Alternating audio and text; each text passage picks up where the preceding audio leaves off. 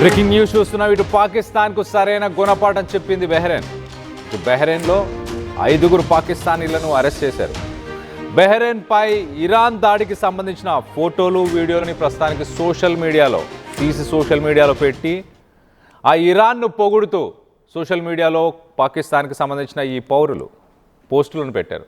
ఈ 5 పాకిస్తానీలతో పాటు ఒక బంగ్లాదేశ్ వ్యక్తిని కూడా ఇటు బెహ్రెయిన్ అధికారులు అరెస్ట్ చేశారు. భారత్లోనూ ఇటు ఇరాన్కు మద్దతుగా ర్యాలీలు తీస్తున్నారు. ఇటు హైదరాబాద్లోని ఓల్డ్ సిటీలో ఖమేనీ ఫోటోలతో వేలాది మంది ఆందోళనకు దిగారు. ఇటు కశ్మీర్లోనూ ఇరాన్కు మద్దతుదారులుగా ఇటు ఆందోళన చేస్తూ ప్రభుత్వ ఆస్తులను కూడా ధ్వంసం చేశారు. ఇటు సోషల్ మీడియాలోనూ ఇరాన్కు సపోర్టుగా భారతీయులు ఎంతోమంది పోస్టులు పెడుతున్నారు.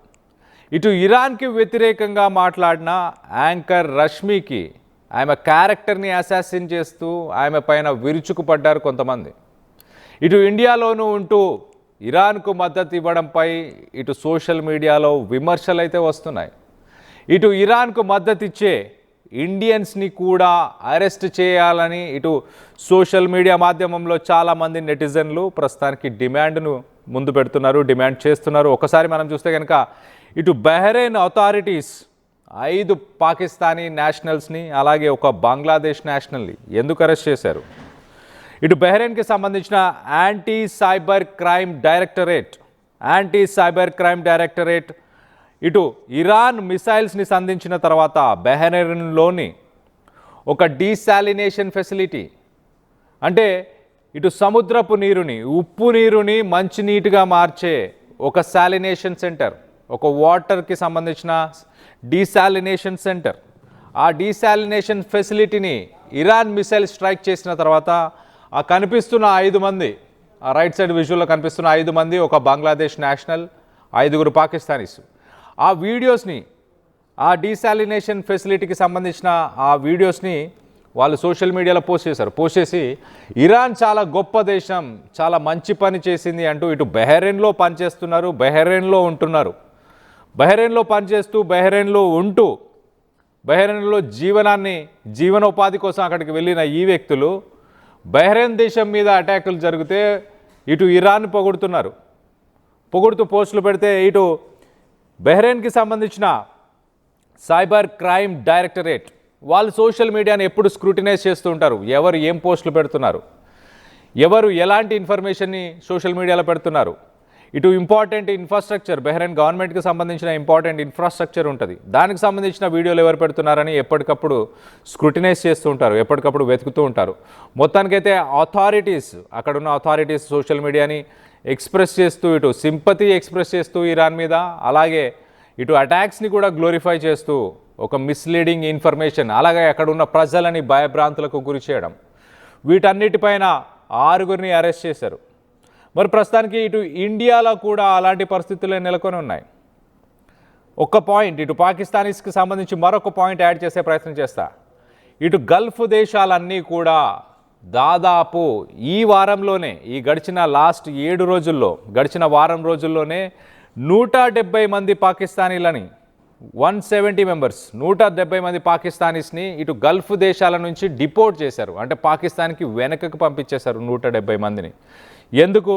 ఇల్లీగల్ రెసిడెన్సీ, వీసా వయోలేషన్స్, ఇలా సోషల్ మీడియాలో ఇష్టానుసారంగా పోస్టులు పెట్టడం, వీడియోలు పెట్టడం, ఇరాన్కు సానుభూతి తెలపడం, ఇలాంటి పనులు చేస్తున్నారని 170 మంది పాకిస్తానీలని ఇటు యునైటెడ్ అరబ్ ఎమిరేట్స్ నుంచి, సౌదీ అరేబియా నుంచి, ఒమాన్ నుంచి, బెహ్రెయిన్ నుంచి, ఈ దేశాల నుంచి మొత్తానికైతే 170 మందిని పాకిస్తానీస్ని వెనకకు పంపించేశారు.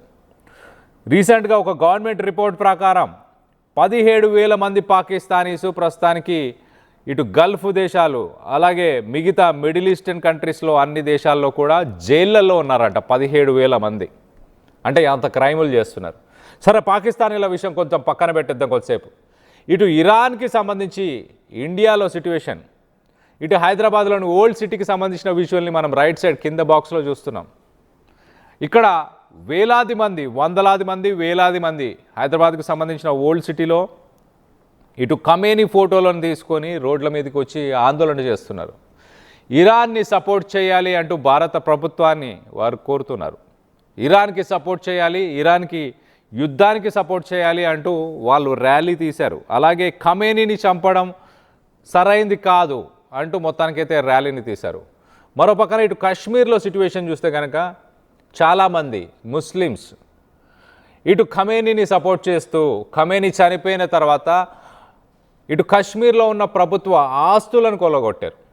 ఇక్కడ ఉన్న గవర్నమెంట్ బిల్డింగ్స్, గవర్నమెంట్ ప్రాపర్టీస్ ఏం చేశారు నాకు అర్థం కాలేదు. ప్రొటెస్ట్ చేశారు, అక్కడ దాకా యాక్సెప్ట్ చేయొచ్చు, ఒకదాకా సరే వాళ్ళు ఏదో వాళ్ళ బాధని వెళ్ళగక్కుంటున్నారు, లేకపోతే ప్రొటెస్ట్ చేస్తున్నారు అనుకోవచ్చు.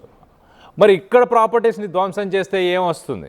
మరో పక్కన ఇటు రష్మి లాంటి వ్యక్తులు ఎవరైతే ఇక్కడ ప్రొటెస్ట్ చేస్తున్నారో వాళ్ళు ఇరాన్కి వెళ్ళిపోవచ్చు అని చెప్పే ప్రయత్నం చేసింది. అందుకు ఆమె క్యారెక్టర్ని అసాసిన్ చేస్తూ ఆమెకి ఎంతో మందితో రిలేషన్షిప్స్ ఉన్నాయి. తను చెప్పేది ఒకటి, తను చేసేది నిజ జీవితంలో చేసేది ఒకటి. తన పర్సనల్ లైఫ్ గురించి మాట్లాడారు. తన పర్సనల్ లైఫ్ గురించి మాట్లాడుతూ నువ్వు చెప్పేది ఒకటి, నువ్వు చేసేది ఒకటి అంటూ ఇటు సోషల్ మీడియాలో తనని అటాక్ చేశారు. అలాగే ఇటు క్రికెటర్స్ కావచ్చు, ఎన్జిఓస్ కావచ్చు, సెలబ్రిటీస్ కావచ్చు, ఎంతోమంది ఇటు ప్రొటెస్టులు ఇండియాలో చేయడాన్ని నిరసించారు. అంతెందుకు ఇరాన్కి సంబంధించిన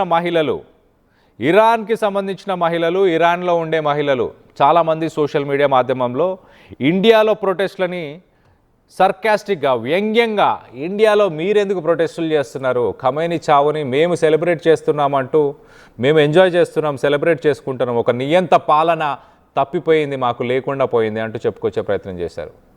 సో బెహ్రెయిన్ లాంటి ప్రభుత్వాలు, బెహ్రెయిన్ లాంటి కంట్రీస్, గల్ఫ్ దేశాలు, ఇటు పాకిస్తానీస్ కావచ్చు, అలాగే ఇతర దేశాలకు సంబంధించి ఇటు బంగ్లాదేశ్కి సంబంధించిన వ్యక్తులు కానీ వీళ్ళు పెట్టే పోస్టులు వీళ్ళు అక్కడ ప్రజలను భయభ్రాంతులకు గురి చేయడం కానీ, వాళ్ళని రెచ్చగొట్టే ప్రయత్నం చేయడం కానీ, అలాంటి చర్యలని వాళ్ళు తోసిపుచ్చుస్తున్నారు.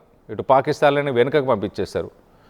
వాళ్ళు యాక్షన్ తీసుకున్నారు. ఇక్కడైతే సోషల్ మీడియాలో ఇక్కడ ఇరాన్కి సపోర్ట్ చేస్తున్న వ్యక్తులని, ఈ యుద్ధానికి సపోర్ట్ చేస్తున్న వ్యక్తులని, వీళ్ళని వెనుకకు పంపించాలన్న వాళ్ళపై క్యారెక్టర్ అసాసినేషన్ చేస్తున్నారు. ఎంతవరకు ఇది న్యాయం? వీళ్ళని కూడా అరెస్ట్ చేయాలి. ఇటు ఇండియన్ గవర్నమెంట్ ఫస్ట్ ప్రయారిటీ ఇక్కడున్న ప్రజలని ఫస్ట్ ప్రయారిటీగా తీసుకుంటుంది. ఇక్కడ ప్రజల క్షేమం అదే ఫస్ట్ ప్రయారిటీగా తీసుకుంటుంది. అందుకే యుద్ధం జరుగుతున్నా కూడా ఇటు న్యూట్రాలిటీని మెయింటైన్ చేస్తూ మొదటగా మన ప్రజల బాగోగులు సరిగ్గా ఉండాలి అన్న ఉద్దేశంతో ఇటు ఎవరిని సపోర్ట్ చేయాలో వాళ్ళని సపోర్ట్ చేస్తుంది. గవర్నమెంట్ ఒక పాలసీ మేకింగ్ చేస్తుంది. మీరు ఈ హైదరాబాద్కి సంబంధించిన విజువల్స్ని ఒకసారి చూసే ప్రయత్నం చేద్దాం. హైదరాబాద్లో ఎలాంటి ప్రొటెస్టులు చేశారు ఏంటి? ఇటు కాశ్మీర్లో కూడా ప్రభుత్వ ఆస్తులను కూడా ధ్వంసం చేశారంటే అర్థం చేసుకోవచ్చు. దానికి సంబంధించిన విజువల్స్ ఒక్కసారి చూసే ప్రయత్నం చేద్దాం.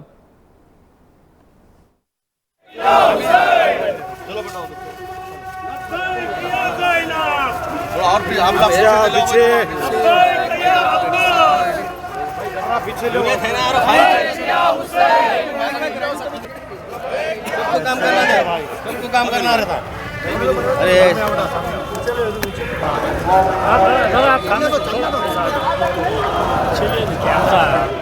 तो निफाक की वजह से तो ये शहादतें हमारे लिए इबरत है।